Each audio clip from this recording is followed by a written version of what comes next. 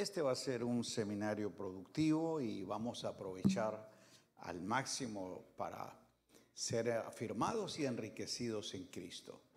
Bueno, saludos a todos ustedes, varones de Dios. Le presento otro varón de Dios, mi amado Johnny, ponte en pie. Johnny Maradiaga es un servidor y colaborador también de nuestro trabajo.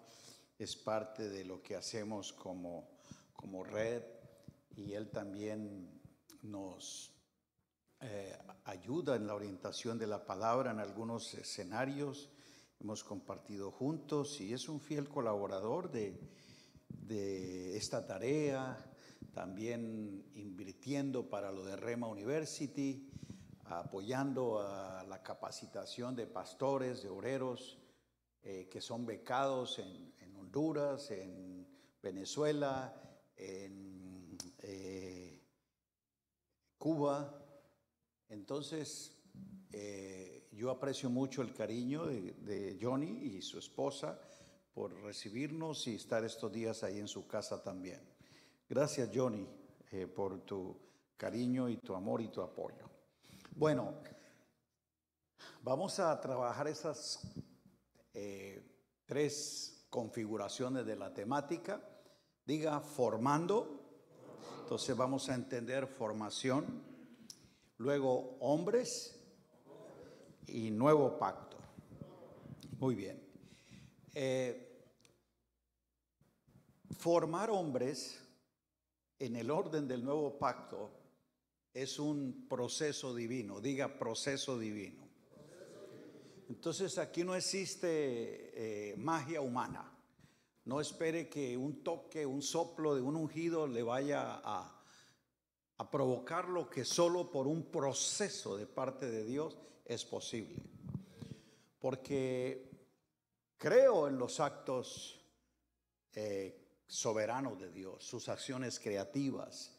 Dios puede impartir algo especial, pero casi siempre Él trabaja basado en procesos. Aún en la creación, mira el diseño del hombre. En Génesis nos dice que Dios creó al hombre, y eso fue por una declaración de su palabra. Cuando Él dijo, hagamos al hombre, entonces de sí mismo por la palabra crea. La palabra crear ahí, bara, es de que Él trae a la existencia de lo que no existe. Entonces el hombre fue creado por un acto soberano de Dios. Ese hombre creado, Dios sopla aliento de vida y es un alma viviente. Entonces note usted el hombre creado, pero con el que Dios bendice y establece en el Edén para hacer la labor, es con el hombre formado. Por eso son dos formas distintas en que Dios presenta al hombre. Usted lo puede leer en Génesis 1. Génesis 1 dice, creó Dios al hombre a su imagen. Pero luego dice en Génesis 2:8, y puso Dios en el Edén, no al hombre que había creado. Dice Génesis 2:8, y puso Dios en el Edén al hombre que había formado.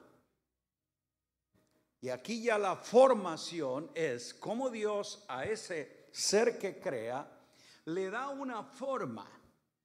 Ya no es un asunto de un acto creativo, de un suceso milagroso, sino de un proceso.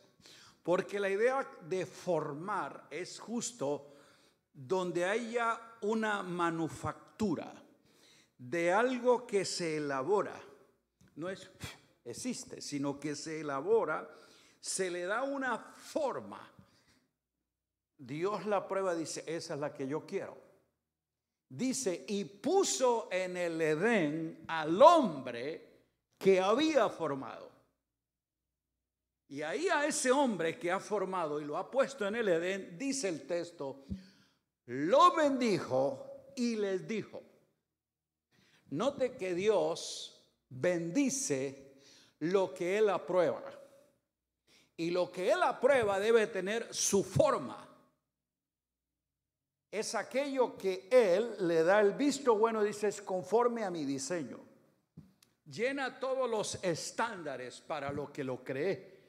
Ha adquirido la forma correcta, ahora yo la bendigo, yo la apruebo. Y a ese hombre es el que Dios le dio la asignación de representarlo. Dios le dio autoridad. Entonces, ese hombre formado y que es puesto en el Edén, un lugar de dominio, de deleite, de un ámbito espiritual, para que llene toda la tierra. Usted ve las 5 acciones que recibe ese hombre, bendecido y formado y posicionado por Dios. Le dijo: llenad la tierra, multiplicad, sojuzgad, señoread y ejercer dominio. ¿Qué es lo que el hombre formado y posicionado adquiere de parte de Dios? Diga: diseño y propósito.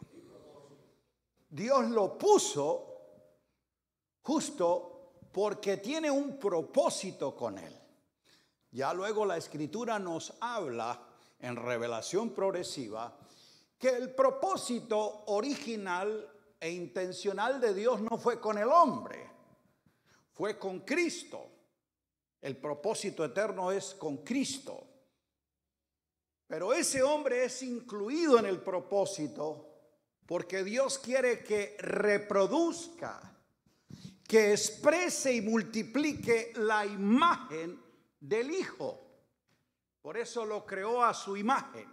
Y uno dice: ¿cuál imagen era? Si Dios es espíritu, Dios no tiene imagen.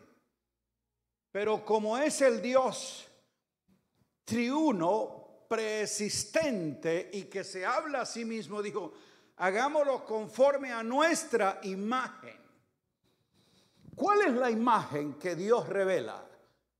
¿La del hombre que puso en el Edén o al Hijo del Hombre que envió para hacerse carne? ¿Cuál es la imagen que Dios reconoce? Diga: la del Hijo. Por eso ese hombre es puesto para expresar la imagen representativa de Dios. 3 funciones tiene el hombre formado y posicionado por Dios en el Edén. 1, diga: receptor de su gracia. Este es un código de hombría. Diga: RG. Ese es un código. Diga: receptor de su gracia. Ese hombre que Dios ha formado es receptor de su gracia. Recuerde, ¿por qué? Porque el hombre viene a la existencia, Dios lo crea y Dios lo forma sin que él lo pida, sin que él tenga un mérito, sin que él se gane ese derecho.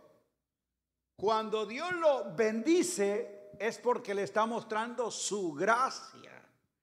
¿Dios tenía alguna necesidad o obligación de crear al hombre? Entonces, todo lo que Dios hace, sin que nada se lo exija, es una muestra de gracia. Por eso la gracia se expresa a ese primer hombre y se manifiesta en plenitud en el segundo hombre, en el postrer Adán, que es Cristo. Cuando vino, se hizo hombre y dice: y vimos su gloria. Gloria como unigénito del Padre, lleno de ¿qué? De gracia. La plenitud de la gracia fue revelada en el postrer Adán, pero fue expresada al primer Adán. El hombre es receptor de la gracia de Dios, por lo tanto ya está bendecido. Ahora, como receptor de esa gracia, Dios lo hace, diga, representante de su gobierno. Ese es el otro RG, representante de su gobierno. ¿El primero fue cuál fue? No, el primero, receptor, te estoy dando el código RG, receptor de la gracia, representante del gobierno. Dios puso al hombre en el Edén para que representara el gobierno, el orden, el reino de Dios, que es celestial. Por eso ese hombre fue creado en el cielo, pero formado en la tierra. Dice que Dios formó al hombre del polvo de la tierra. ¿Me estoy haciendo entender? Ok. Pero Él lo creó desde el cielo cuando dijo hagamos. O sea, el hombre tiene un diseño celestial para que en la tierra y para la tierra sea el que represente el gobierno de Dios. El hombre del Edén al que Dios puso le dio la autoridad de que él representara el gobierno de Dios. Por eso él tenía que conocer las cosas de arriba. Cuando Adán operaba en ese orden, oía a Dios, caminaba con Dios, participaba de la comunión con Dios y entendía las cosas de Dios. Porque Dios hablaba a su espíritu, haciéndole conocer las cosas celestiales para que él las reprodujera en lo terrenal. Él conocía lo invisible para hacerlo visible. Por eso es representante. El que representa en la tierra de forma visible el reino invisible en el que Dios opera. Dios es espíritu.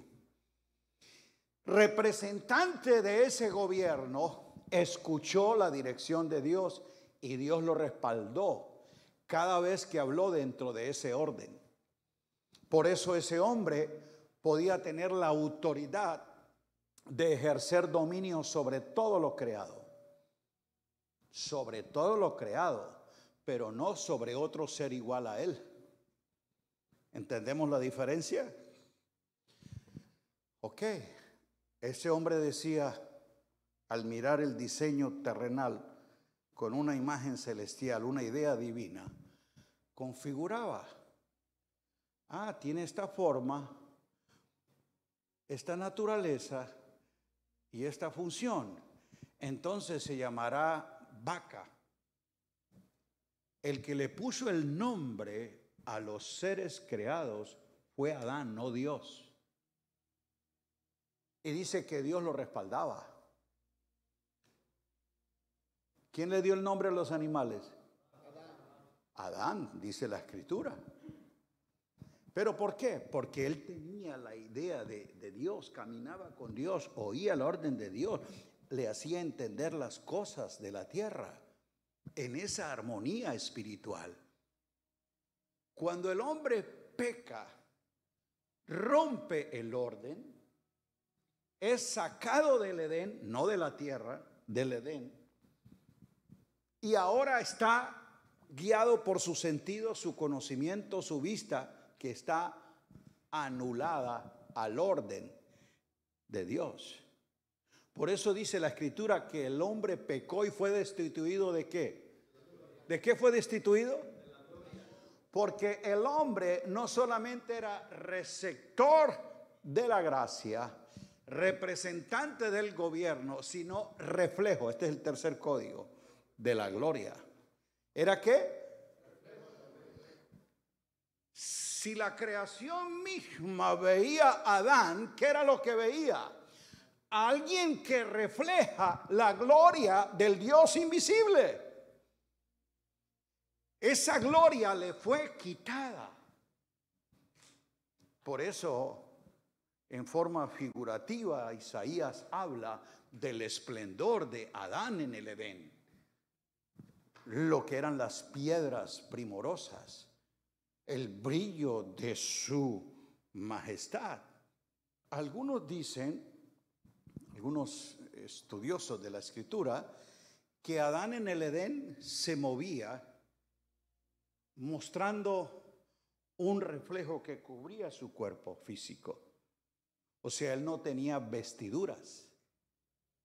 Así que, tal como Dios lo creó y lo formó, lo que era su vestido era la gloria de Dios, un brillo refulgente.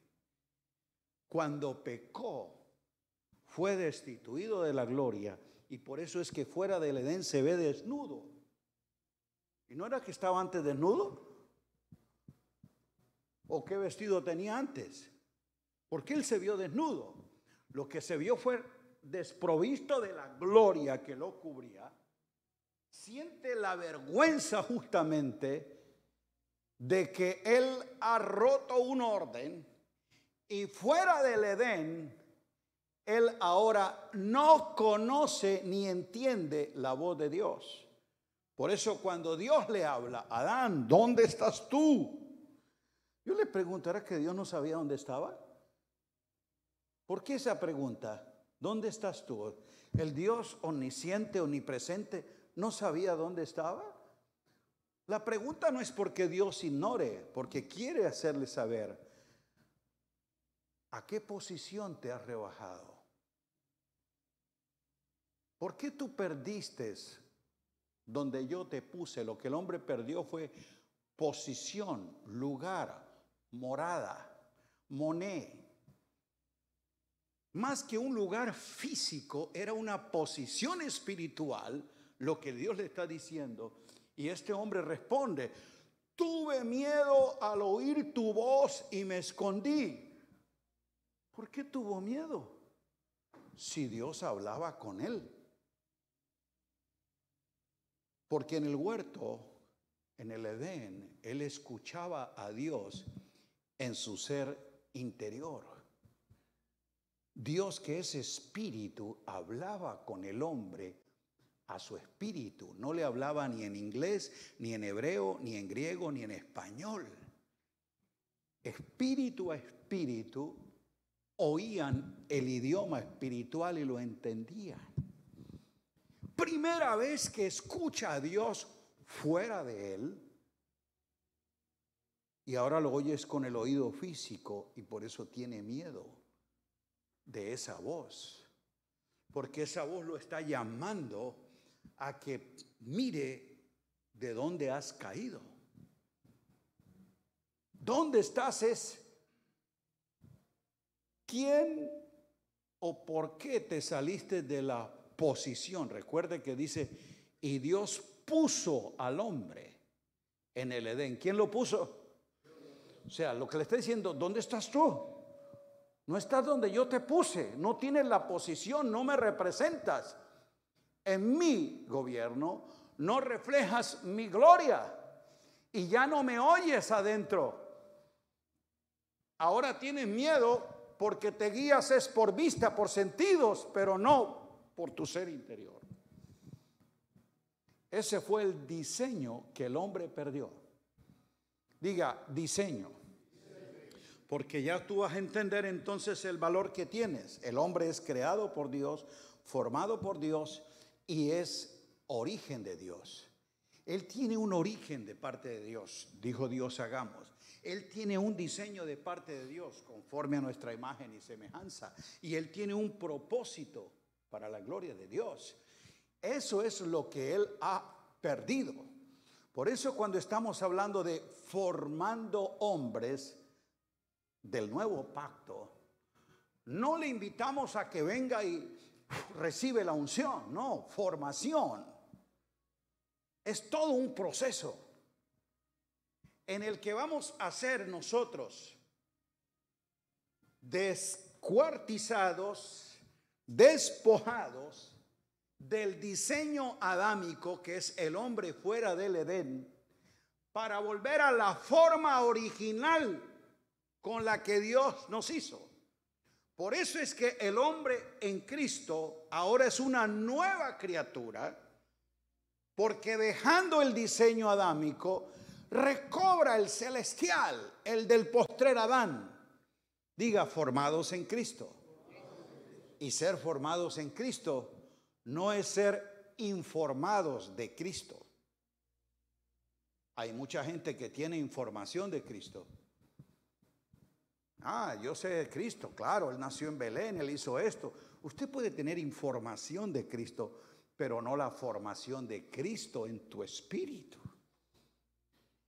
Y con lo único que Dios aprueba y Dios bendice es con lo que Él forma, su diseño tiene y su propósito cumple. Por eso no importa la inteligencia, la capacidad del hombre, pero si no vuelve al diseño de Dios, y ahí es donde el nuevo pacto nos introduce a la obra de Cristo para saber que podemos adquirir la forma original. La forma original está en la imagen de Dios, reflejada en Cristo. Por eso dice, hasta que todos seamos renovados conforme a la imagen del que nos creó. Pero no en el primer Adán, sino en el postrer Adán. Somos creados en Cristo Jesús, dice Efesios. Este nuevo hombre es creado en Cristo Jesús. Justicia, santidad y verdad. ¿Por qué? Porque si no hay formación, no va a haber reproducción. Dios no bendice, Dios no multiplica lo que no tiene su forma. Lea por favor Isaías 43:1. Tal vez alguien me ayuda con ese texto y te voy a mostrar el proceder soberano de Dios.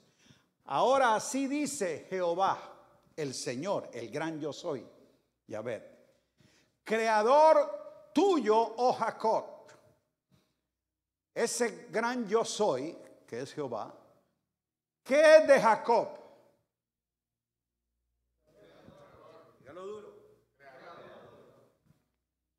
Y formador tuyo, oh Israel. Está hablando de la misma persona.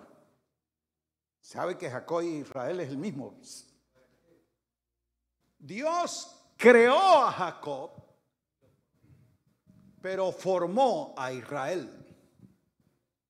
Jacob es el hijo que nace de Isaac juntamente con Esaú. Jacob es el nombre del nacimiento del que venía en el vientre. Su nombre es suplantador, engañador, tramposo. Ese que quiso con su fuerza, su sagacidad, querer alcanzar la bendición de su padre. Ustedes ya conocen la historia, ¿no? Se disfrazó para suplantar a su hermano. Por eso es un suplantador. Eso quiere decir Jacob. ¿Recuerdan la historia? Porque justamente el creado trae ya la genética de Adán, corrupta, mañosa, tramposa, que quiere lograr las cosas a su manera. Entonces, como su padre no le daba la bendición y la primogenitura, fue y se disfrazó. ¿Recuerdan la historia? ¿Qué hizo él para parecerse a su hermano Esaú? ¿Qué hizo? ¿Se puso vello? Sí, pero ¿qué tomó para ponerse vello? Dice que pieles de un cabrito, de animal. Qué increíble, escuche. Un hombre que es una criatura a la que Dios formó para tener dominio sobre los animales. Este hombre es corona de la creación, es un ser superior al animal. ¿Es correcto eso? Cuando yo no entiendo mi propósito, identidad y qué es lo que Dios quiere con mi vida al formarme, uso con sagacidad, con carnalidad, mecanismos de reemplazo. Por eso el hombre fue puesto para representar el gobierno de Dios, no para reemplazar el orden, el diseño, el gobierno de Dios. Ahora él quiere reemplazar. Ha venido desde el vientre con su hermano Esaú. Y ahora él pone pieles de cabrito, se disfraza de animal para aparentar ser lo que no es. Porque cuando tú no tienes identidad de quién eres, formado en Cristo, terminas siendo idólatra y esclavo de lo que quieres ser. Y lo que quieres ser siempre es la apariencia de lo que no eres. Él es Jacob. Pero ahora quiere ser como su hermano y entonces toma una criatura inferior y la pone como máscara. A ese astuto logró engañar con la bendición de Isaac, pero nunca la bendición de Dios. Dios nunca bendijo ni aprobó a Jacob. Lea el Génesis. Hasta que ocurre un cambio, un proceso de quebrantamiento. Ustedes se recuerdan allá en Peniel, cuando el ángel de Jehová lo humilla, lo quiebra, y le dijo: ahora ya no será tu nombre más Jacob, sino Israel. Dios cambia su identidad, le afirma y lo pone después del Peniel con una identificación, y le dice: ahora será tu nombre. Y lea Génesis 35:10, que eso ocurre después de Peniel. Por favor, si alguien me ayuda. Cuando Dios se le aparece, ya no a Jacob, sino a Israel.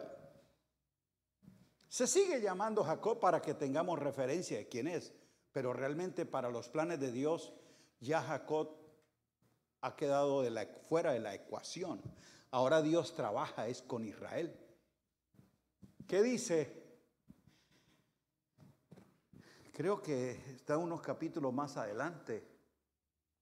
A ver, póngalo a ver si lo encuentro, porque es el versículo, si alguien me lo ayuda a encontrar, donde le dice: ahora pues, multiplícate, crece. A ver si me ayudan. ¿Está ahí en ese mismo capítulo? Ah, sí, el 11. Le dijo Dios: yo soy el Dios omnipotente. ¿A quién le habló? ¿A Jacob o a Israel? ¿A quién le está hablando? A Israel. Al hombre que Dios ahora ha formado por un proceso de quebrantamiento. Con ese Jacob tramposo que lo hace a su manera y quiere buscar la bendición por engaño, dice: yo con ese ya no cuento más. A partir de ahora, tú eres Israel. Por eso se llama el pueblo de Israel, no el pueblo de Jacob. A ese le dijo: crece, multiplícate, y una nación y conjunto de naciones procederán de ti. ¿A quién Dios bendijo? ¿A quién Dios hizo crecer? ¿A quién Dios hizo multiplicar? A Israel, el hombre que había formado. No a Jacob, al hombre que había creado. ¿Cuál es la enseñanza para nosotros? Dios no bendice, no aprueba, no hace crecer, no hace multiplicar nada, absolutamente nada, que no esté dentro de su orden, que no sea producto de lo que Él forme. Por eso hay mucha gente que quiere, aún la iglesia, la obra, hacerla crecer y multiplicar según sus programas, sus astucias, sus habilidades, su mercadeo. O sea, Jacob tiene muchas formas para hacer que las cosas crezcan. Sí, hace que las rayadas aparezcan manchadas.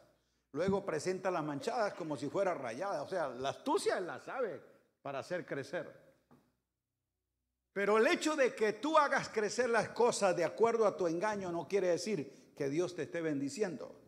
Porque lo único que Dios bendice es lo que Él aprueba, lo que Él forma. Y lo único que Él multiplica es lo que Él bendice. Entonces, formación de hombre de nuevo pacto, no espere un suceso. Ni tampoco pretenda ser un hombre del nuevo pacto mezclado con Aarón. Porque el hombre del nuevo pacto lleva la genética es de Melquisedec. Dios no le dejó algunas cositas a Jacob. le dijo, bueno, entonces guarde estas cosas, siga conservando su túnica de pieles. No, lo quebró por completo. Allí en el Peniel le desbarató todo su caminar. Y de hecho lo dejó marcado para que empezara ahora sí a recordar quién fue el que lo tocó. Recuerda que el ángel le puso la espada en su muslo y le dijo, vas a quedar marcado. Porque cada vez que tú sientas ahí, vas a recordar que fue la gracia de Dios quien te hizo ser un hombre nuevo.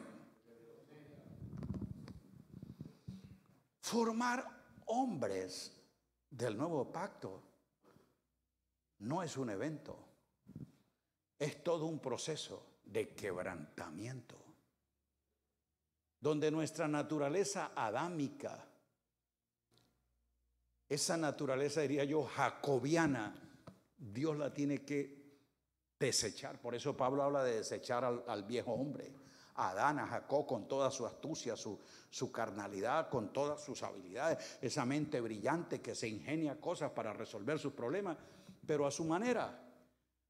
Dios no bendice nada que tú hagas a tu manera y para tus planes, solo lo que cuenta en su propósito, porque ese es el hombre al que Él bendice, posiciona, respalda y multiplica.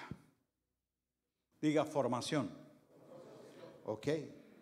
Entonces ahora estamos entendiendo de ese hombre creado que tiene justamente la responsabilidad que al ser formado por Dios vuelva a ser reflejo de su gloria, representante de su autoridad en calidad de imagen y semejanza de su gobierno y receptor de esa gracia que es abundante en Cristo Jesús. Diga hombre. Bueno, quiero que veamos la connotación de hombre. Y es importante registrar estos principios en nuestra mente. ¿Sabe por qué?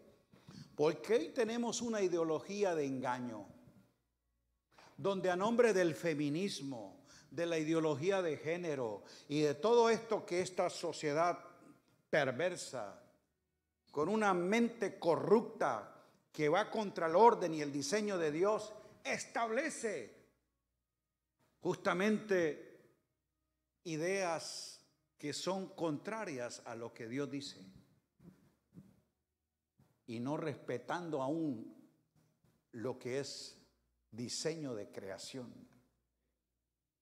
Cuando Dios dijo que en el principio creó y le dio vida y todos los seres vivientes, está hablando de un acto biológico. Bios, la vida a todo ser vivo. Diga biológico. Y en el acto biológico hay un diseño, varón y hembra. ¿Cuál es el diseño? Biología desde el comienzo ha mostrado un diseño y un género definido por Dios, no por el hombre. Diga, varón y hembra los creó. Eso se llama biología. Un ser vivo, y lo ve usted también en los animales, macho y hembra. Diga biología. Pero hoy la ideología dice, no, puede ser varón, puede ser hembra, puede ser trans, y puede ser bi, y puede ser homo. O sea, le han puesto no sé cuántos géneros llevan ya. ¿Quién definió eso? La ideología, no la biología. Entonces mire lo absurdo, y la gente lo cree. Los gobiernos lo aplauden, los medios lo divulgan y la sociedad lo acepta como normal. Aquí es donde estos hombres, que ya le dije, tienen que conservar el diseño de Dios, se convierten en representantes de su gobierno. No somos homofóbicos, no vamos en guerra contra personas, pero sí en promulgación del diseño de Dios, no importa la ideología que se levante. Diga hombre. Ok. ¿Qué dice cuando Dios dijo hagamos al hombre? En hebreo existen 5 palabras para definir al varón, al macho, al hombre, en el sexo masculino, que biológicamente Dios lo creó y lo formó. Una de esas palabras es sacar, Z-A-K-A-R, sacar. Cuando Dios dijo hagamos al sacar, voy a crear al sacar, o sea, al varón, al macho. La idea de sacar es un verbo que quiere decir el que hace recordar. Traduce es lo que trae a la memoria, lo que trae a la mente. ¿Sabe qué es la implicación cuando Dios dijo hagamos al sacar al hombre? Voy a poner en la tierra a un ser que me represente y que cuando camine en la tierra bajo mi dominio, bajo mi orden, bajo mi diseño, traiga a la memoria quién soy yo. Así dice el Señor. O sea, el hombre es la figura representativa que le hace recordar a la tierra que hay un Dios creador y lo hizo con precisión, con orden, con exactitud. El hombre es el que mantiene viva la memoria de Dios en la tierra. ¿Y por qué esta ideología inmunda, maligna, quiere dañar la imagen del hombre? Porque quiere ir contra las ideas de Dios. Porque cuando se hable de hombre en la tierra, lo que se trae a la mente y a la memoria es un gay, es un trans. Y nadie creo que pueda ver en un transexual o en un gay el Dios que dice yo soy el que soy.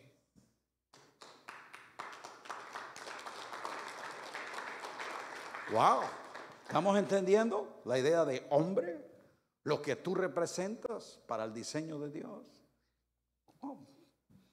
La otra es Heber. Es otro término hebreo. Cuando Dios dijo hagamos al hombre, otro término que usó fue ese.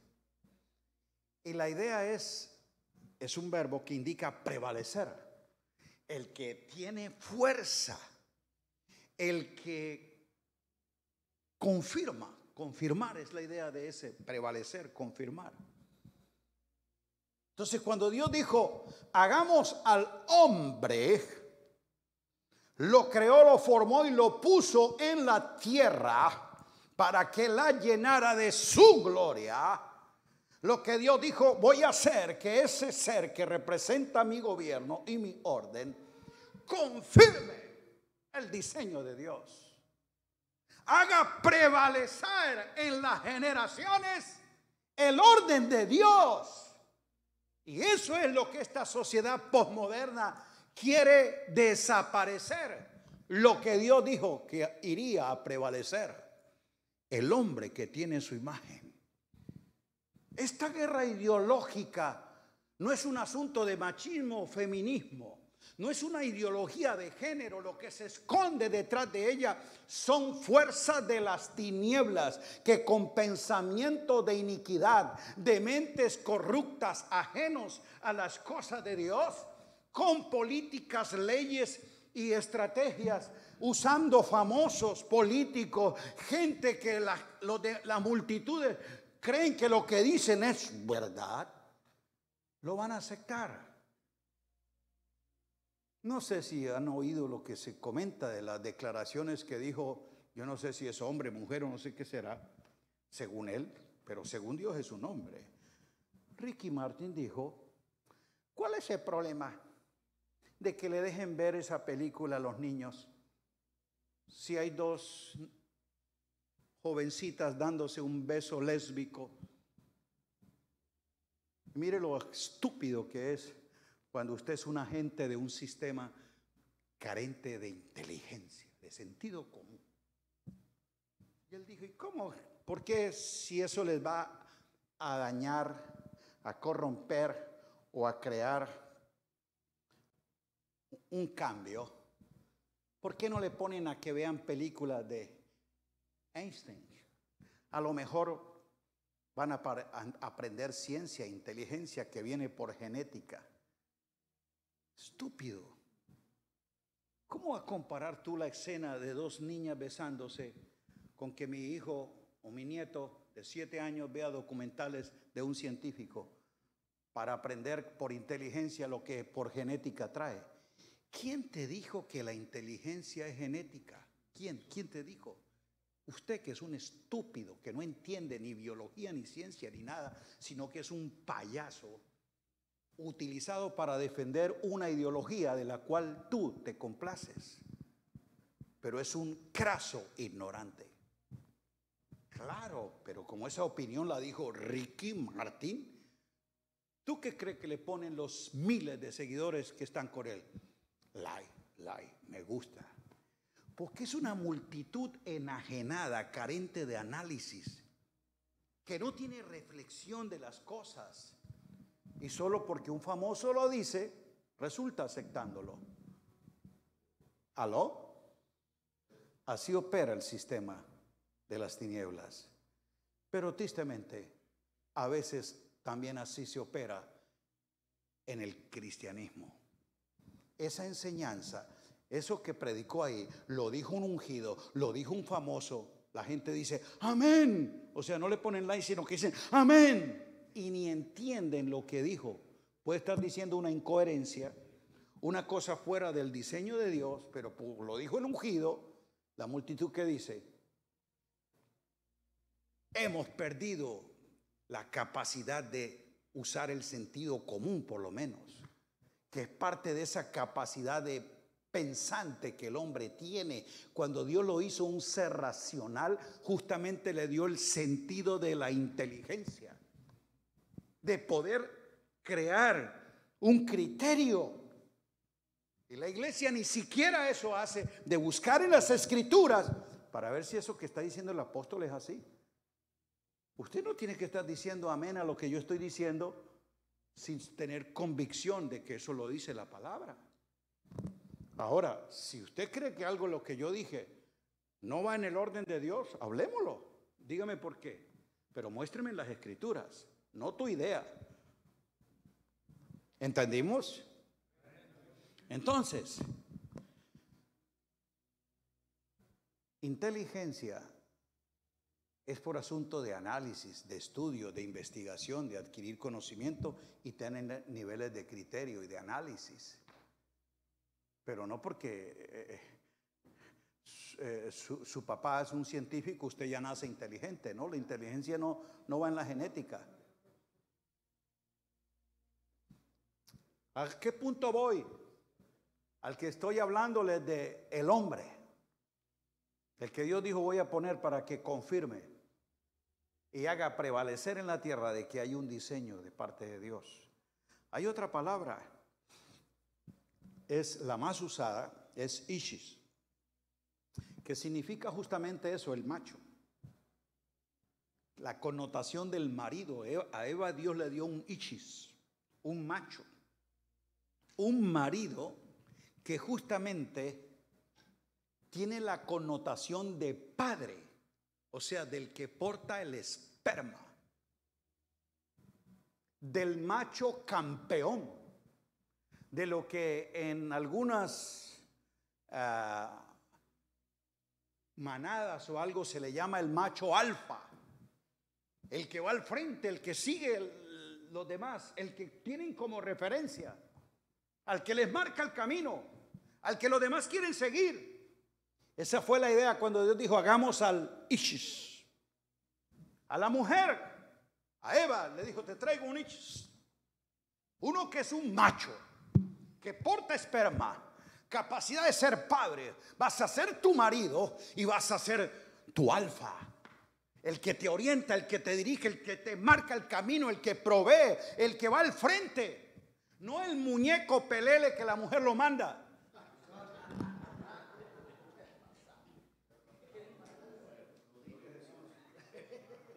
Pero ¿de dónde ha venido esa distorsión? De la cultura. ¿De cuál cultura? La machista, la cultura oriental, mezcla con europea, mezcla con española, mezcla con el indio, mezcla con el esclavo. Eso es lo que somos nosotros, una mezcla de culturas. Pero ese macho que dice la Escritura no es el machista gritón, imponente. No, ya le dije que era Isis. Del que es padre, del que es marido. Y marido de una sola mujer. Porque no, macho no es el que tiene 5 amantes. Cuando puso ese alfa, es el hombre capaz, escuche lo que es un macho, marido, Isis, capaz de hacer feliz a una sola mujer para toda la vida. Ese sí es un Isis. El macho que tiene pene y esperma para tener sexo con cualquier mujer cada semana, ese no es el que Dios formó. Entonces, macho no es el que puede enamorar a 5 mujeres, engatusarlas y hacerles querer que son sus amantes. Ese no es macho. Ya le dije que macho, Isis, marido, padre, campeón, es el hombre capaz de tener una sola mujer y hacerla feliz toda la vida, en la casa y en la cama. Ese sí es un macho. Que usted una noche de tragos o ahí de aventura haga gritar a una mujer en la cama, ¿tú crees que eso es el macho? No, eso es mujeriego, no confunda Isis con... ¿Aló? Miren lo que nosotros tenemos como idea. Oh, allá va el tigre ese, y le llamamos tigre a un vulgar mujeriego. Oh, tigre, muéstreme, es el que de verdad tiene a su hembra, la protege, la hace sentir segura, amada, que esa hembra lo respete, lo admire y vea en él el macho campeón, el hombre alfa. No escuché mucho amén. No se me agüiten, Estoy hablando con los hijos. Otra palabra hebrea. Mire, importante entender lo que Dios dijo. Voy a crear a este. No el que la sociedad ha creado, no el que la ideología nos muestra. Porque nos ha mostrado a uno que a lo mejor tiene testículos, pero piensa más que una vagina. De algunos que uno los ve salir del gimnasio así todo. Y le presento a mi novio. Y es otro. No, por favor. ¿O no? Pero a la gente le parece normal. Cree que tremendo macho. No, eso no es macho. Ese no es este que dice la Escritura. Ese es el que la muestra la ideología y la sociedad perversa, sodomita que hoy tenemos. Dios dijo, voy a hacer al hombre, y la palabra es bachur. No. Y la idea justamente es como del modelo escogido. Pero no del modelo ese de pasarela que hoy tenemos, ¿no? De modelo de diseño. Y fue la idea más de alguien viril, varonil, vigoroso, y que es escogido. Qué increíble lo que Dios tenía en mente cuando dijo hagamos al hombre. Es una vergüenza lo que la sociedad y aún la iglesia hoy presenta como modelo de hombre. Y digo iglesia porque en muchas congregaciones hay pastores homosexuales.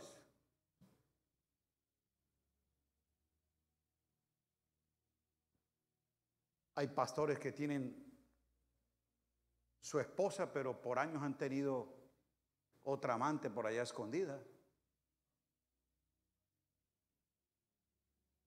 ya sabe lo que es ser hombre. Entonces, este es un asunto de definir el diseño y decidir honrarlo y respetarlo. Usted puede ser hombre por nacimiento, pero eres macho por decisión. Por eso es que mucha gente nace ¿qué? Hombre. ¿Qué es lo que nacen realmente? Varón y hembra, hombre y mujer. ¿Eso es lo que nacen? El problema es ¿qué tú te haces o qué a ti te hacen? Y eso sí es tu decisión. Y no culpe que papá o mamá o que me violaron o que esto o que aquello. No, no existe absolutamente nada, nada que justifique un extravío moral. Porque de la antigüedad la Escritura nos muestra casos de violación, de incesto, de aquello y lo demás. Y nadie pudo decir, no, es que a mí me abandonó mi papá, a mí mi mamá nunca me abrazó, por eso yo terminé. No, no, eso es con lo que tú justificas la decisión que tomaste. Esa es la excusa con la que tú quieres evadir la responsabilidad que el diseño te pide. No existe absolutamente ningún defecto, ni físico, biológico, ni tampoco psicológico, que le tenga que decir, sí, lamentablemente él nació así, pero él no es así. Es por decisión. ¿A qué etapa lo tomaste? No sé. Desde la edad en que puedes tener sentido de criterio, de decisión, 5, 7, 10, 12, 15, 20 años o más. En algún momento a tu mente llegó una idea, que si es tu hijo, ya no le gusta jugar fútbol, él quiere jugar con las muñecas. Él tomó esa decisión. Él no vino con esa enfermedad. Que tú como padre no lo corregiste, eso ya es parte de tu complicidad a lo que él se hizo, no a lo que él nació.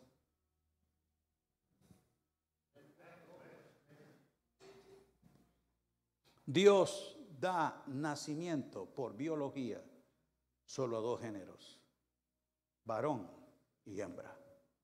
Todo lo demás es distorsión, perversión, decisión de lo que tú quieres ser. Y ahí sí tú decides qué quieres ser. Por eso algunos quieren ser, no, que yo quiero ser un gato, y se mandan a poner pelitos y se pinta. Eso es problema tuyo, lo que tú decidas ser. Pero eso no es lo que Dios te hizo. ¿Estamos acá? Entonces, mire lo tremendo justamente cuando hay la distorsión de un diseño y se rompe aquello que tú representas bajo lo que Dios crea. Les recomiendo un libro, procura conseguirlo tal vez por ahí en Amazon. Es de Larry Crabb. El apellido es C-R-A-B, Crabb, Larry. Y se llama El silencio de Adán. Y tú vas a ver, porque él es un ministro, además es un terapeuta, es un profesional, léalo, para que note justamente cómo esta sociedad le ha quitado al hombre aquello que Dios le entregó. Por diseño, amado, si usted nació, escúcheme, como varón, portando un pene y unos testículos por diseño, ahí adentro en la estructura genética de ese diseño, hay un ímpetu natural, hay una fuerza que te distingue del otro género. Ya viene ahí puesto. De hecho, precisamente eso te genera desde esos genitales el poder de moverse dentro de eso que tú portas por creación. Es una fuerza inherente en el hombre. Que a alguien se le anule, que un trauma lo castró, que una situación ocurrió, eso es otra cosa. Pero desde el instante en que el médico dijo, nació varón, ya adentro venía ese motor que le iría a desarrollarse varonil en ese poder masculino. Por eso dijo el doctor, es un niño, es un varón.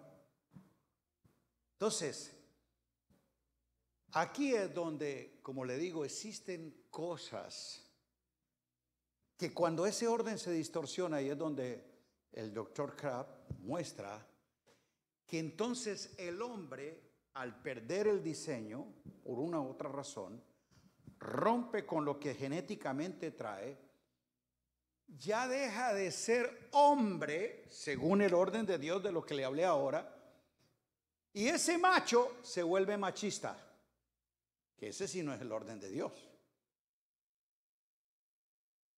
O sea, quiere gritar, quiere imponer, quiere manipular, quiere ser controlador, porque perdió su hombría.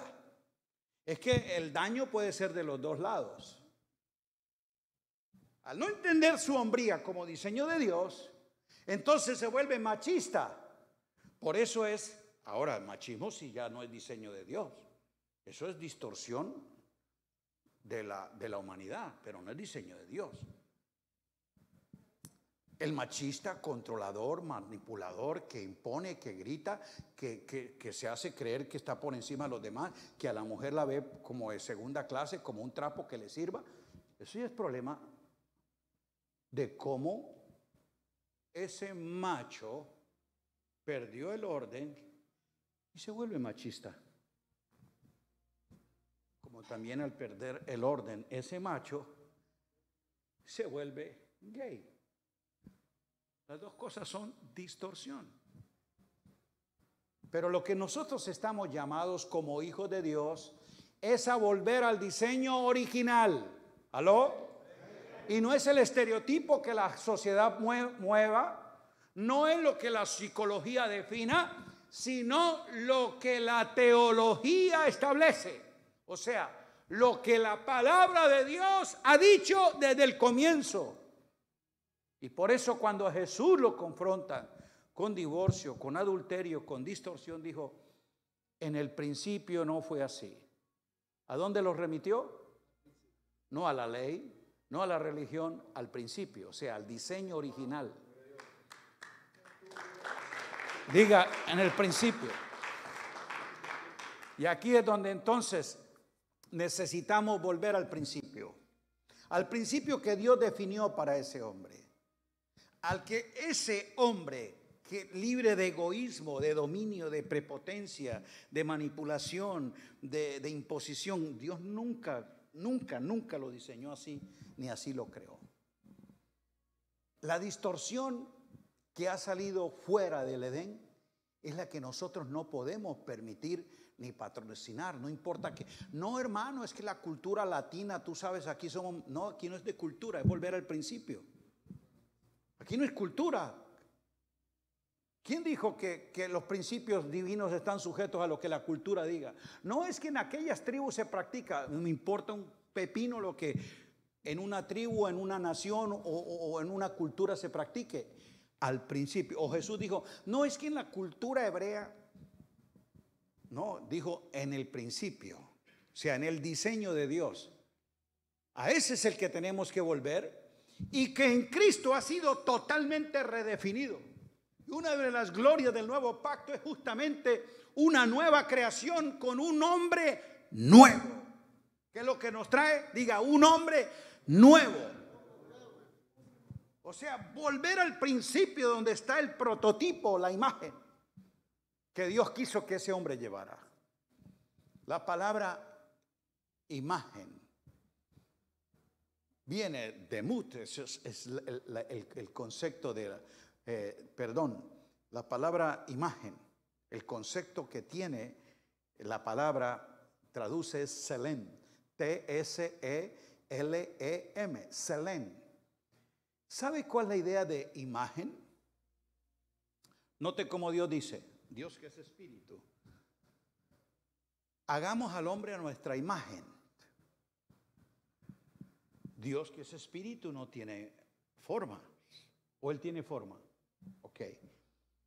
La imagen es la proyección de una abstracción visual. La representación visible de algo que es. Por eso cuando te ves en el espejo, ¿qué es lo que ves en el espejo? Tu imagen, ¿correcto? ¿Qué es lo que está diciendo esa imagen? Si hay alguien que es o no. O usted no te ve en la imagen, ay, mira cómo se ve de lindo mi vecino. No, ¿cómo estoy yo? O sea, la imagen es la evidencia de que tú estás, de que tú existes. Pues el yo soy dijo, hagamos al hombre. Ese Dios que es espíritu dijo, cuando vean al hombre, van a tener la evidencia de que Dios existe. Por eso cuando él dijo, hagamos al hombre, al que hace remembranza, al que hace recordar de que Dios está en la tierra, de que Dios existe. Y eso es lo que esta sociedad quiere quitarle al romper la imagen del hombre. En el fondo es negar la existencia de Dios. Por eso cuando el hombre rebaja su imagen, Dios no es honrado. ¿Correcto? Ok. ¿Cómo se aplica la idea de imagen en muchos aspectos? En el aspecto místico religioso, la imagen es la representación visible de un objeto, de algo o alguien que es venerado, que es reconocido, que es honrado. La traducción de imagen, ya le dije, en hebreo es selen, en griego es eikon, de donde viene al español ícono o icono, ¿correcto? ¿Qué es un eikon? Un ícono. En la parte mística, religiosa, un ícono es algo o alguien que es venerado, que es honrado. Por eso usted entra a un templo católico, ortodoxo, de tendencia, diría yo,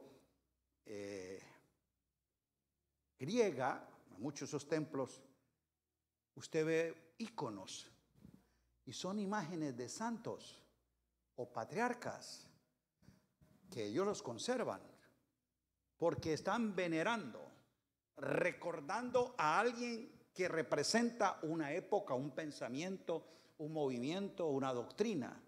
Un ícono es alguien que les hace a ellos recordar algo venerado, sagrado. ¿Correcto? Bueno. En la parte artística o cultural, un ícono puede ser algo que le da reconocimiento o que la gente lo relaciona con algo o con alguien. Por ejemplo, si yo le preguntara cuál es el ícono de París, la Torre Eiffel, ¿cierto? Inmediatamente la gente relaciona París con ese ícono. Una torre que recuerda que ese es París, pero París es una torre, no, pero es un ícono. Algo que les hace relacionar, recordar lo que eso que es mayor a estar representado allí. Esa es la idea. También existe en la parte artística o deportiva el ícono. Yo le pregunto, ¿cuál es el ícono del básquetbol en Estados Unidos? Michael Jordan. ¿Por qué? Ok, tú estás diciendo el mejor, sí. Porque la trayectoria, las estadísticas, los números, los campeonatos, toda su trayectoria deportiva en esa área, van a reconocer, y es una opinión general, porque un ícono no es porque usted lo piense, es porque hay una inmensa mayoría que lo ha reconocido y así lo ha presentado. Entonces inmediatamente usted relaciona que ese es el ícono, y así ahora en otros deportes o en unos artes o lo que sea. Una persona que es representativa de una materia, de un campo, se le reconoce de que hablar de basquetbol es reconocer a Jordan, ¿correcto? En la parte informática también se usa ícono. Si usted abre su teléfono, su iPad, su computador, ahí aparecen muchos íconos. Y cuando usted ve una F con azul y blanco, ¿en qué piensa? Facebook. ¿Y quién te dijo eso? ¿De dónde lo aprendió? ¿Por qué tú sabes que eso es Facebook? Porque ese es como un logo, un ícono, que inmediatamente lo ve, usted dice, es Facebook. Y cuando ves esa manzanita mordida, ¿qué piensa? ¿Y quién te dijo? Entonces, un ícono es una figura que representa algo detrás, que es la imagen, y esa es la idea de imagen, de algo o de alguien en lo cual está representado lo que esa persona, institución, ciudad o aplicación tiene. Pero aquí viene lo bonito. Cuando dice que Cristo es la imagen, o sea, el ícono del Dios invisible, y que a nosotros nos hizo de acuerdo a su imagen, lo que está diciendo es que para yo tener, recuerde que la imagen es la representación, acceso a la realidad, tengo que ir a la aplicación. Cuando tú abres ese iPhone, lo que sea, ves, y hunde ahí en ese icono, ¿qué pasa? Se abre toda la información que está escondida detrás de ese icono, donde tú puedes navegar y explorar muchísimas cosas. Esa es la idea de imagen.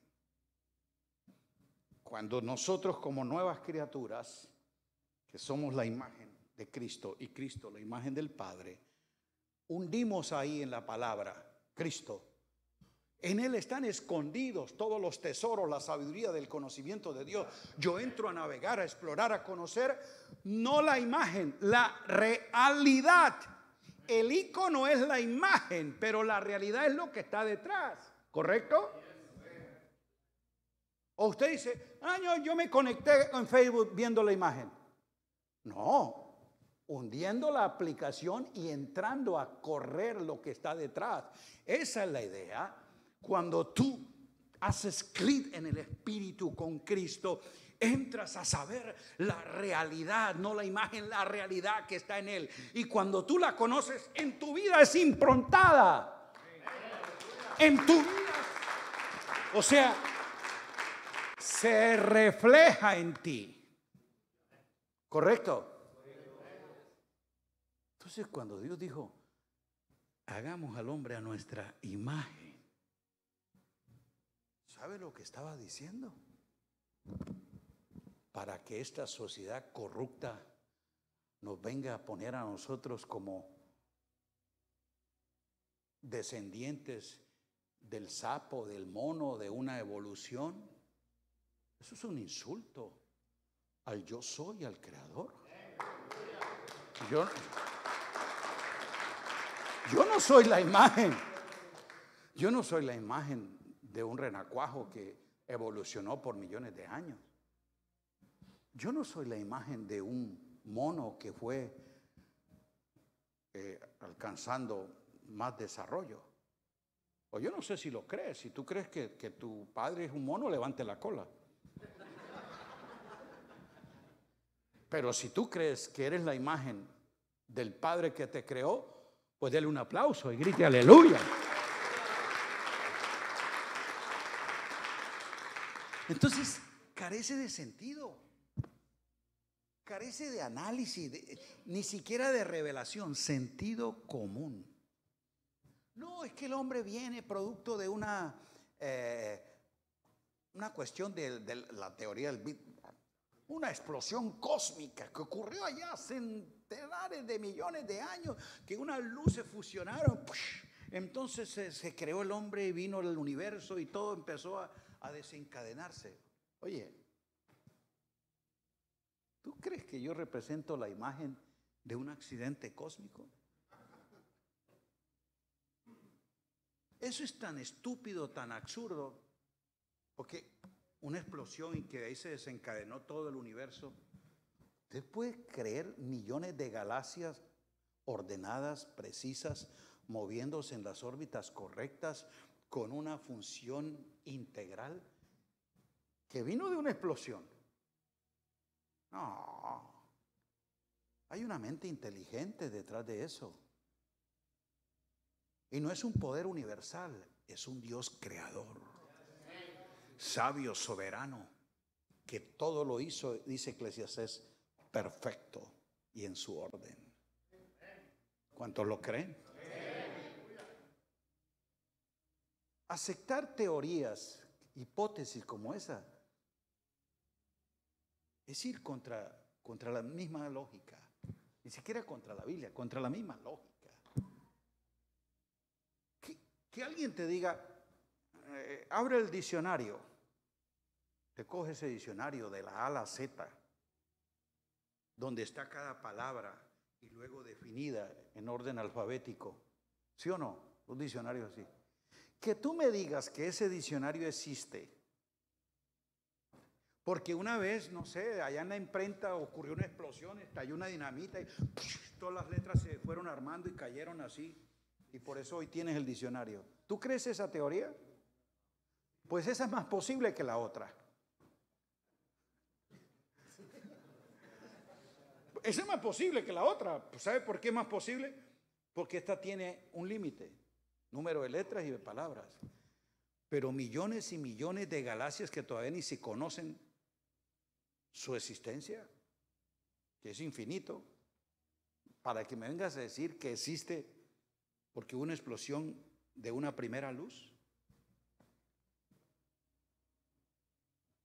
Imagen, diga imagen. La ciencia, la ideología, todo eso que es del hombre corrupto, le está vendiendo evolucionismo y todo eso, humanismo, a los demás, a nuestros niños, en nuestras escuelas, en nuestros colegios. Y por eso que ese muchacho cuando va tal vez a la high school viene a rebatirte que Dios no creó, que la evolución vino.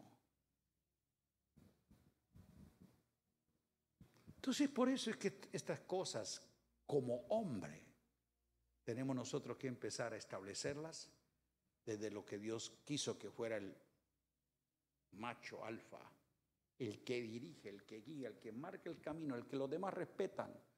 Porque cuando Él establece la representación de Dios, la imagen se refleja.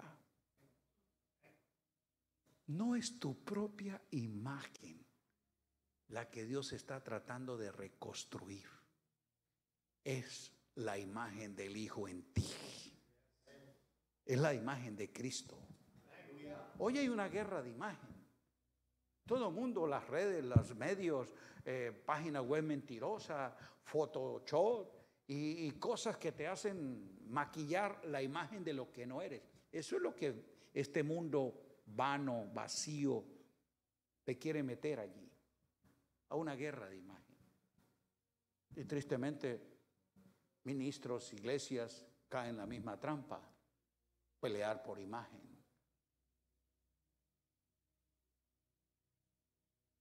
Pero en el fondo es una inseguridad, es un complejo. Los expertos de eso le llaman el síndrome TDC, trastorno dismórfico corporal. ¿Qué es eso, TDC? Eso es un virus también hoy. Trastorno dismórfico es algo no físico, sino psicológico. Que alguien que no tiene identidad, seguridad de una imagen correcta, entonces comienza a rechazarse y quiere ser lo que él le parece que es.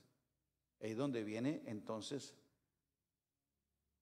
o la no aceptación o la imitación de otro. Esas personas tienen un problema mental, no físico.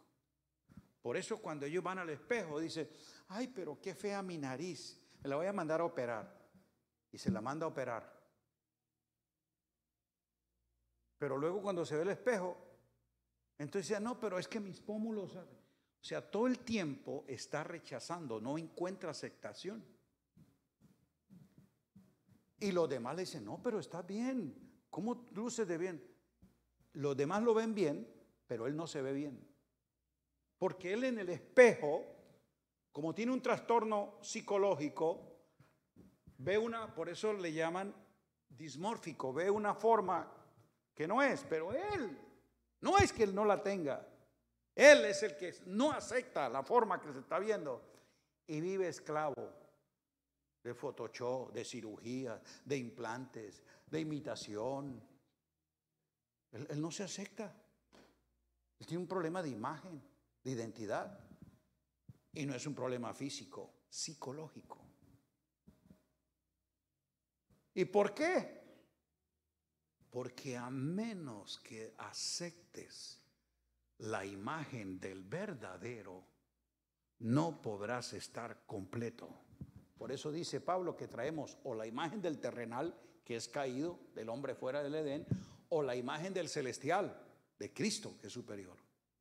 Cuando tú tienes, por eso es el verle a Él, ser transformados a la misma imagen del Señor.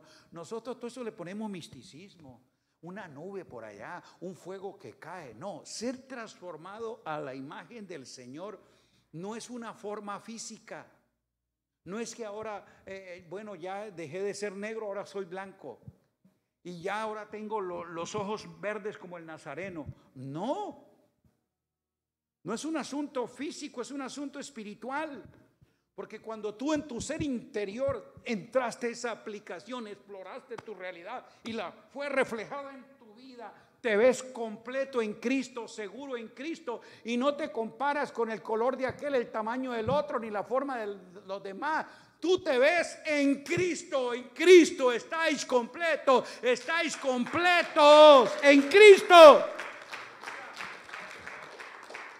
Y eso es lo que hace la imagen del Hijo en los hijos, que se vean realizados.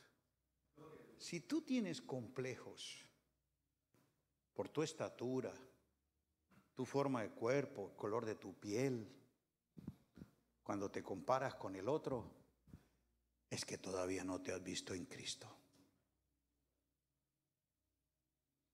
Y por eso surgen los celos, las envidias, las competencias.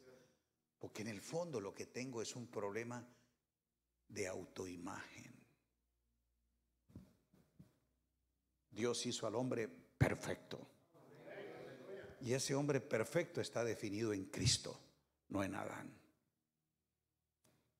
Semejanza, la palabra es demut, que no se refiere al parecido físico, sino a la forma de operar, a nuestra semejanza. O sea, voy a poner a un hombre que en la tierra opere como yo lo hago en la tierra, en el cielo. Por eso es del cielo a la tierra.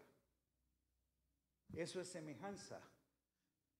Que la forma de actuar, que la forma de operar sea igual a. No es parecido físico, forma de operar. Y cuando Dios está pensando en nosotros como imagen suya es: quiero hombres en la tierra que operen como yo lo hago. Por eso es que Él nos hizo sentar en lugares celestiales juntamente con Cristo, para que en la tierra operemos como Cristo lo hace en el cielo.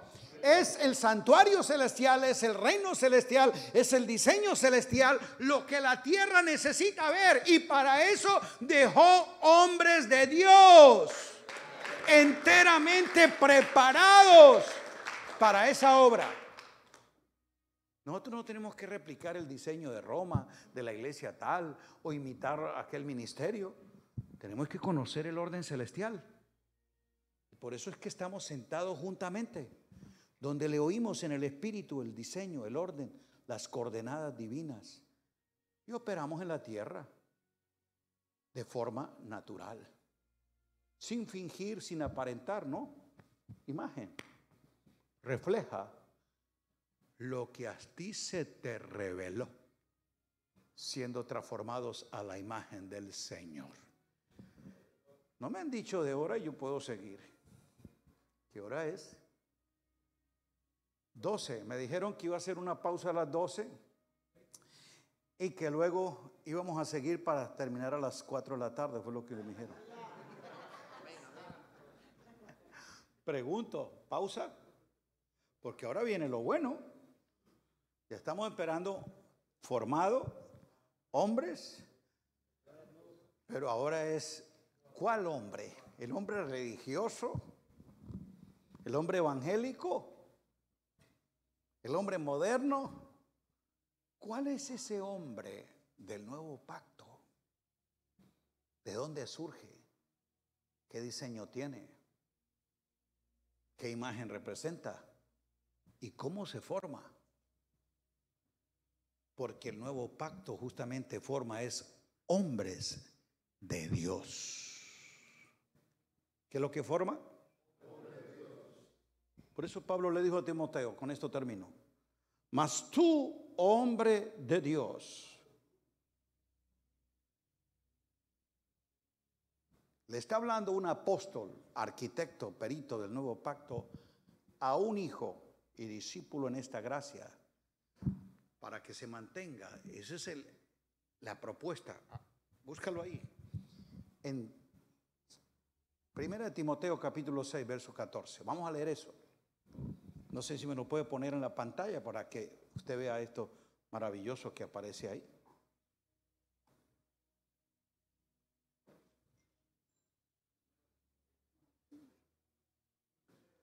¿Lo leíste? 1 Timoteo 6, verso 14.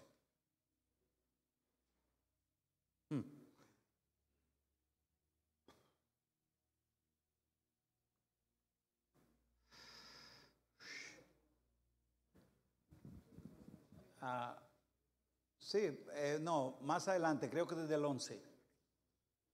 Es desde el 11 entonces.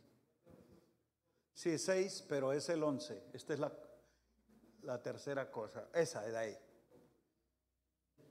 Pablo le dice a Timoteo que era relativamente un joven predicador. Bueno, dice, muchachito afiebrado.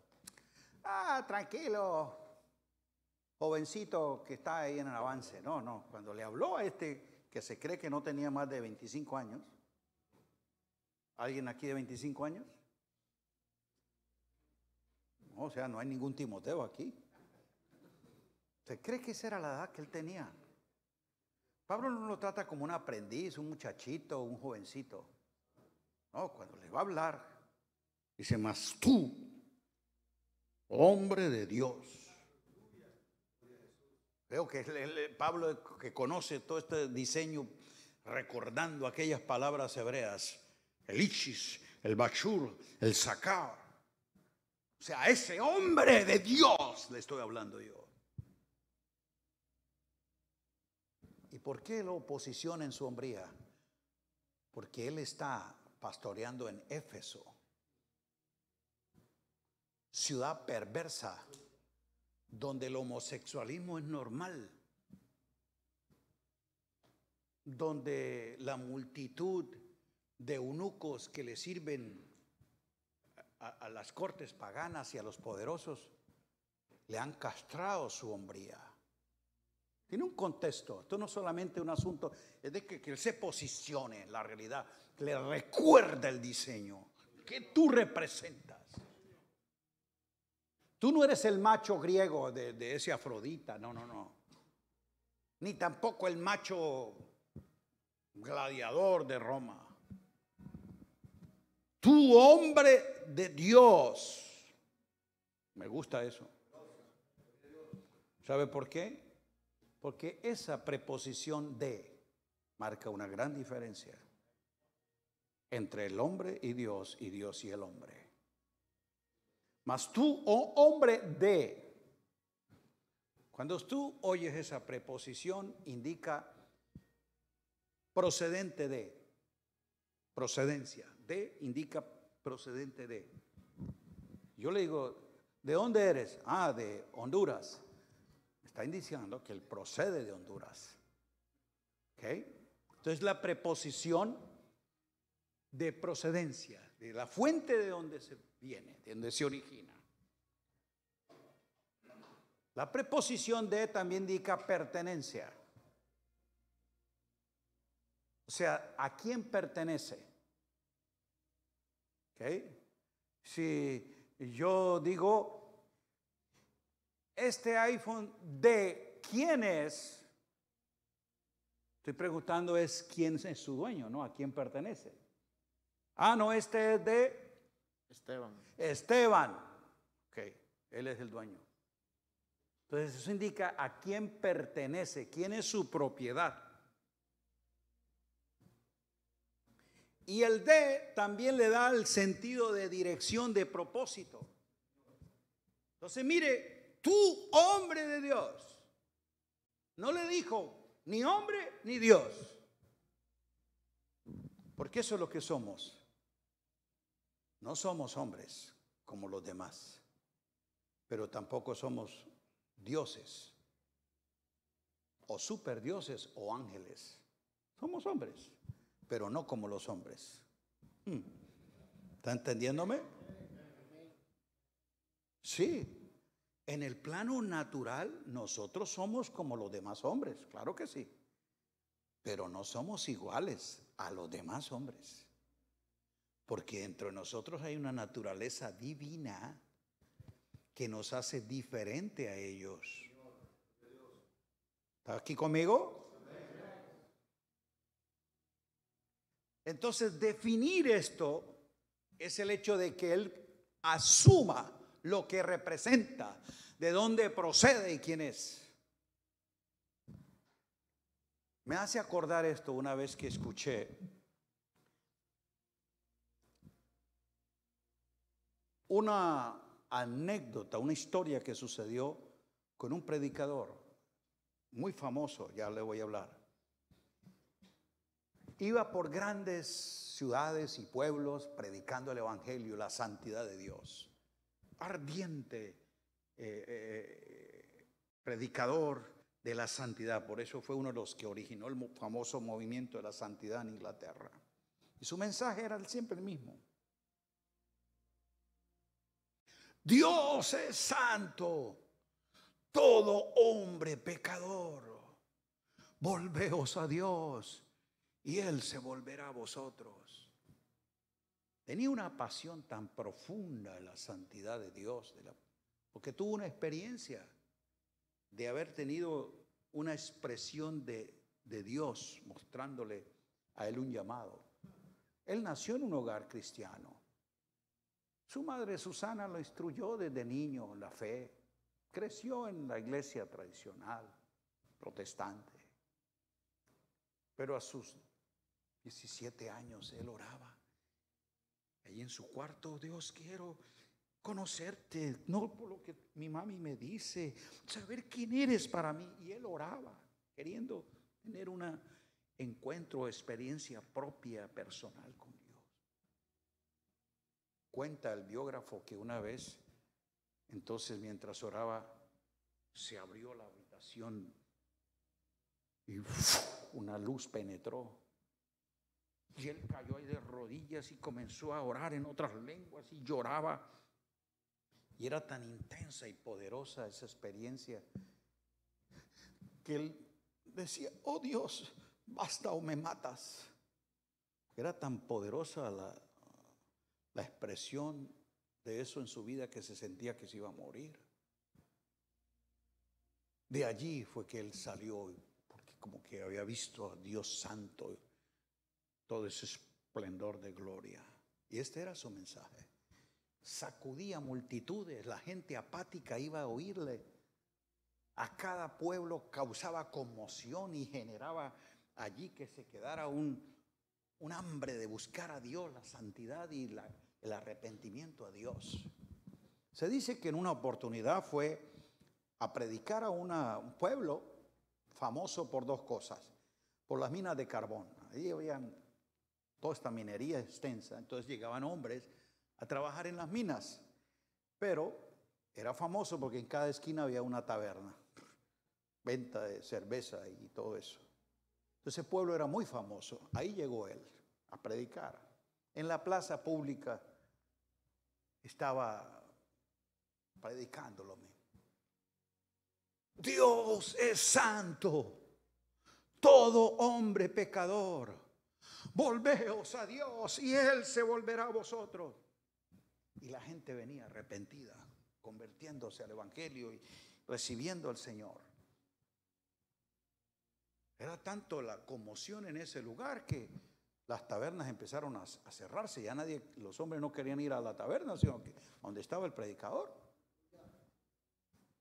Entonces, una gente que manejaba el negocio de la cerveza contrató a alguien para que lo matara, al predicador ese. Y una noche, ahí detrás de unos arbustos, puso él con la pistola y dijo, cuando esté predicando, lo vamos a matar. Y predicaba con la pasión de siempre. Dios es santo, todo hombre pecador. Volveos a Él, Él se volverá a vosotros. Y de repente dice, y vosotros si no os arrepentís, pereceréis igualmente. Y señaló hacia donde estaba el tipo. Soltó la pistola y se asustó, él creyó que lo había visto. Y empezó a temblar. Y se sintió él como impactado. Y estaba diciéndole al otro, no descubrió. Él es Dios. Él es Dios. Sea tonto. Si es hombre como nosotros, carne y hueso. No. Yo vi su rostro. Él es Dios. Que no, es como nosotros, carne y hueso. Terminó la reunión. Entonces él va a saludarlos. El amor de Dios va a estar alcanzándole siempre. Y le dio un saludo. Y el tipo se quedó. Ay, se fija que Dios, mire su rostro, lo que me dijo. Y cayó de rodillas. Y discutía con su amigo eso. Al rato dijo, hoy aprendí una cosa. Él no es Dios, ni tampoco hombre. Él es un hombre de Dios. De eso se dice de John Wesley. ¿Quieren conocer su historia, su movimiento, el impacto que causó en Inglaterra, Europa y las naciones? De un hombre que conoció a Dios en su realidad. Y cuando esa imagen de la santidad y de la gloria de Dios se impregna en nuestro interior, la verdad, la gente va a decir que no somos ni hombres ni somos Dios, pero sí somos un hombre de Dios. Y un hombre de Dios no es porque le llama, hola varón de Dios, hombre de Dios, no. Que los demás saben qué imagen reflejo. Y no es la que aparento en los afiches ni presumo aquí cuando predico. La que de verdad va a saber si soy un hombre de Dios es mi esposa, que duerme conmigo y conoce mi vida.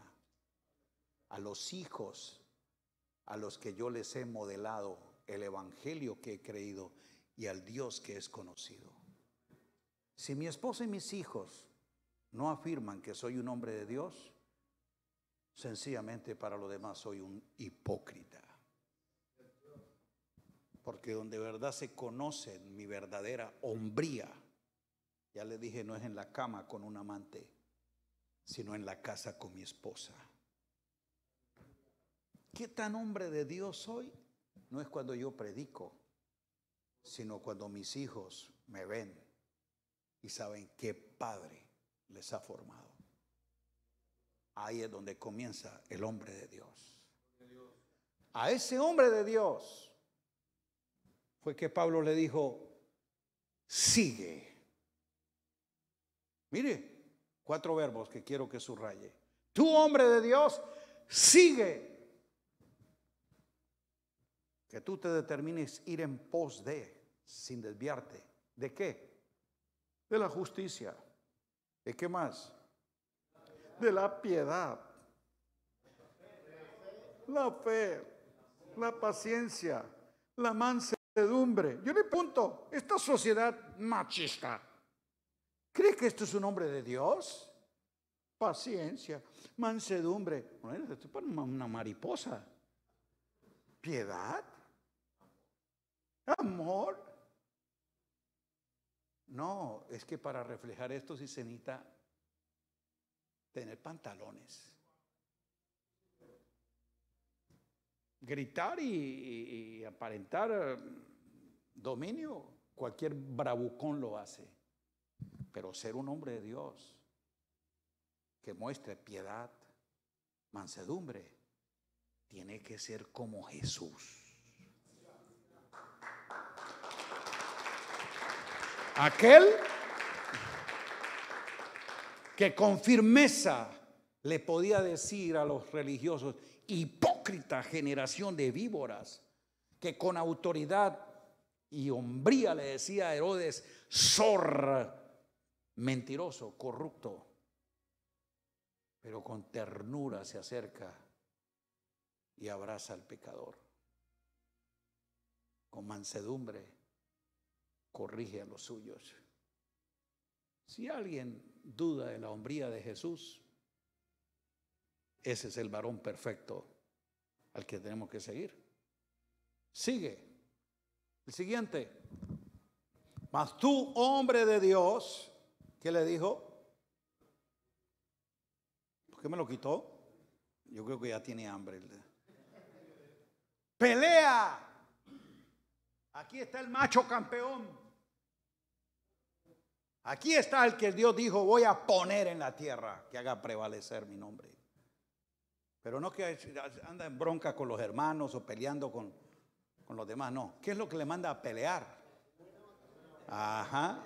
No a pelear contra los hermanos, no a pelear contra el diablo y los demonios, no. Pelear la buena batalla de la fe. Esa sí es la que tiene que estar. Luego le dice, echa mano de la vida eterna,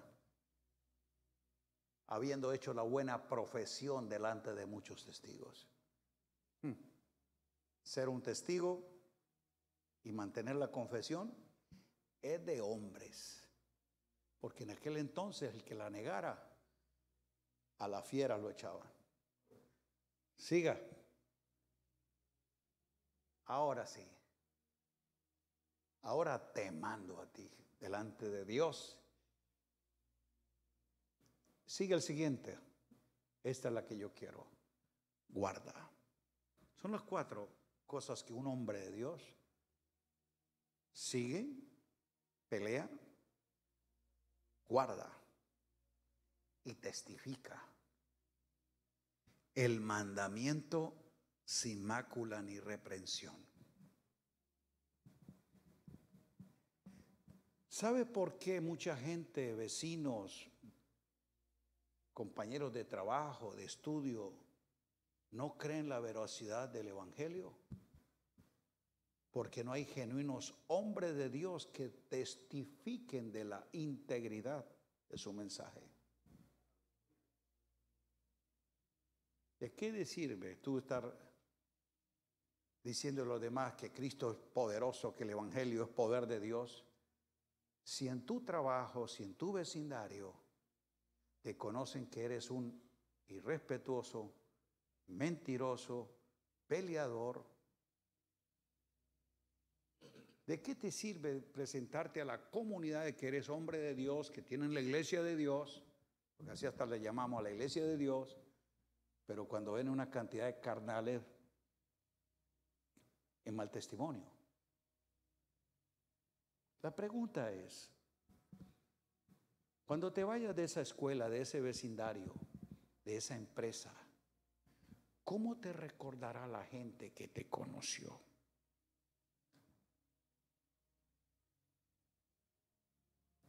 Lamentamos que ya no está con nosotros fulano de tal, un hombre de Dios que marcó nuestras vidas y que nos inspiró a cosas mejores. O dirán, wow, por fin echaron a esa plaga.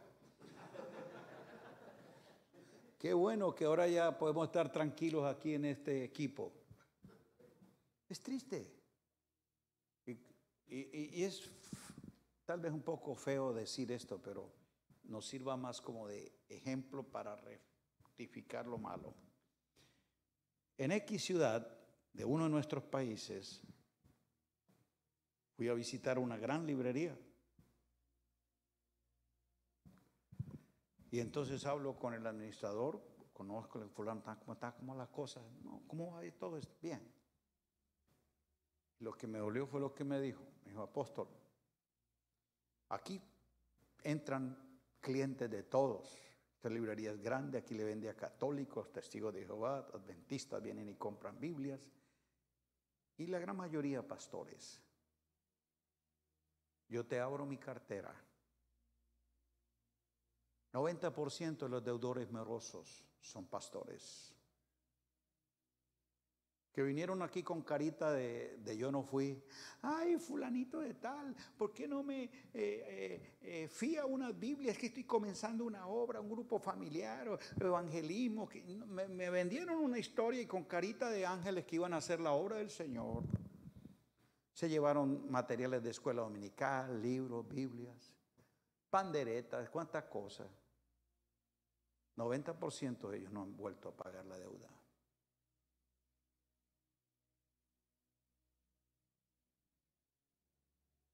Qué increíble que esa persona tenga que recordar a un hombre de Dios por ser un mentiroso, un tramposo, que no honra la palabra y no cumple sus compromisos.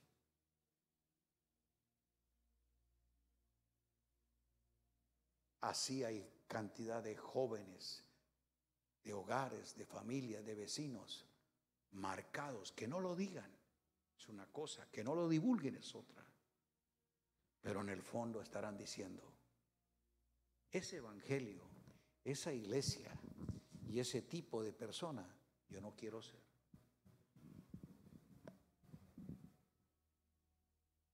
Cuando Pablo le dijo a Timoteo, mas tú, hombre de Dios, sigue estas cosas, le estaba pidiendo justamente, póngase pantalones, porque ser gente de esta naturaleza no es para aquellos que se animan a decir amén, sino que se comprometen a pelear la buena batalla de la fe. ¿Dónde están los hombres de Dios? Solo escuché a 3, me preocupa eso. Los hombres de Dios, ¿dónde están? Por la fe yo digo que sí. Vamos a descansar y retornamos para el cierre. Gracias, Pastor Fernando. Ahora que va al descanso, ahí hay una mesa con unos libros. Quiero que haga una inversión. Prepárate, estudia, lee, porque hay muchas cosas del nuevo pacto que como hombre de Dios le corresponde entrenarse. Así que llévalos y comparta con otros. Muchas gracias al apóstol. Sabemos que todavía seguimos rumiando. Puede tomarse un descanso, puede ir a tomar agua. No sé si todavía está disponible alguna bebida en aquel sitio. Sí. Luego regresamos, vamos a hacer un llamado para retomar este asunto. Amén. Hay que aprovechar al máximo este tiempo. Bendiciones.